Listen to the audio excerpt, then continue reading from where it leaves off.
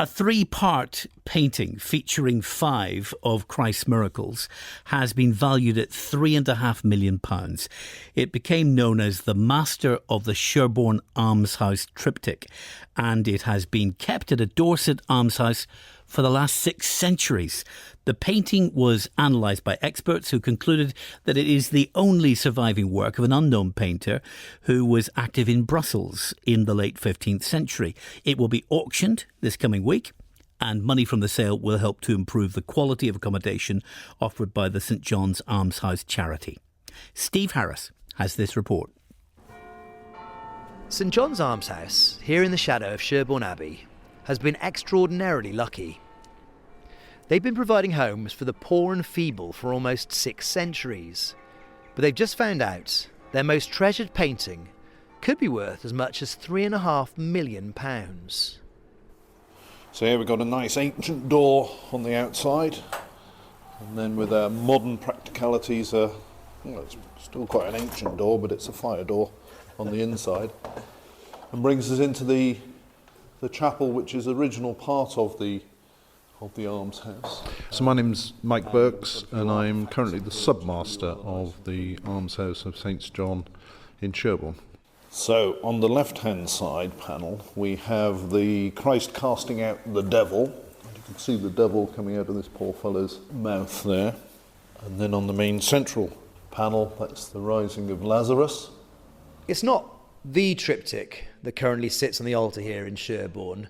That's safely with the auctioneers. But this replica is representative. It's large, more than 2 metres from end to end, about 1 metre high. It depicts 5 of the miracles of Christ. Apparently it came to the almshouse before the Reformation and only survived Puritan iconoclasts because it could be folded up and hidden in the boardroom here. It must be remarkable to think that this thing lived here for hundreds of years. And, you knew it was worth something, but for it to be valued at £3.5 million. People have always appreciated it. I've always appreciated it as a beautiful piece of art, and quite special that it's been here for so long in the same place, and that just sort of gives it a great history and a great feel. And someone said to us the other day that it was being put here for a reason. They felt as a Christian that the reason we were now finding out was it to be able to provide the charity with the funds to be able to take it forward for another 600 years. So there's an old sign there for the famous medieval chapel and triptych. Yeah. Royal Charter, Ancient Pewter and Other Treasures. Admission 40p. Now, realising this beautiful painting is actually a Flemish rarity is not that straightforward.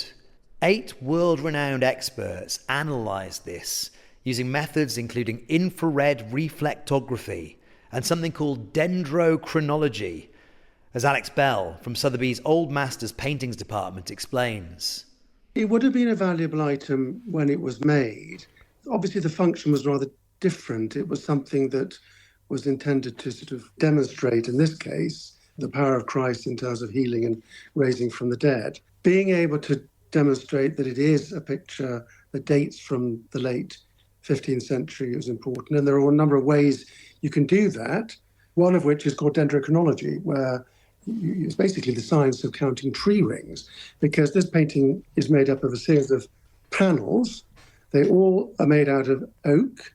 The oak comes from trees which were growing in the eastern Baltic region of Europe, and you can date the panel from counting the tree rings and working out when the trees were actually growing. So we think this is painted in Brussels, 1480, 1490, by an artist that we don't know. And in this case, because we don't know him, but it's because it's an important item, we've named it the Master of the Sherborne Almshouse Triptych. Is that a full list of residents? Well, of brethren, that is. So, Yeah. There you are. Yeah. Mr. M.D. Burks. Yes.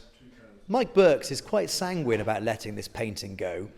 It has been here for hundreds of years, but the Brethren looked at selling it in 1964. Its valuation then of £2,500 they considered to be too little. If it gets anywhere near realising the £3.5 million top estimate this time around, the board will be counting their blessings. I'll be in two minds, really. One will be enjoying the fact that we will now have funds to do the right thing for the charity. That's the overriding thing. But there will also be a sadness, I think, in all of us, because the decision to sell has not been an easy one. But we are convinced that it's the right thing to do, because we have to remember that we are not a museum for art. We are a place for vulnerable people to live. If someone else can look after that piece of art in a better way than we can, and hopefully in a situation where lots of other people can see it, then I think that's a win-win solution. Mike Burks there, ending that report from Steve Harris.